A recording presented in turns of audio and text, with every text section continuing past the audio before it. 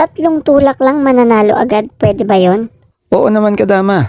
At meron itong tatlong variation, isearch nyo lang sa YouTube, Dama 3 Moves / Checkers TV. Pero ngayon, ituturo ko yung isa. Halimbawa, nag 1 to 16 ka, tapos tumira siya ng 4 to 16.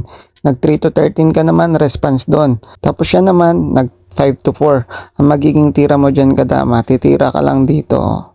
Ito, tira mo tong 2 to 15. Ngayon, tumira naman siya ng 9 to 5. So, yun yung pangatlong move niya kadama na dahil tumira siya doon, talo na siya. Ang gagawin mo, i-move mo to dito. Sacrifice. Siyempre, hindi siya kakain dito dahil madadalawahan mo siya pag nawala yon. So, dito siya kakain. Ngayon, meron ka pang baon dito, manipa. Yan. Pagka kinain niya yan, kita na natin kadama, magsasacrifice ka na lang ng isa. Pagka sacrifice niya, makakakain ka ng dalawa.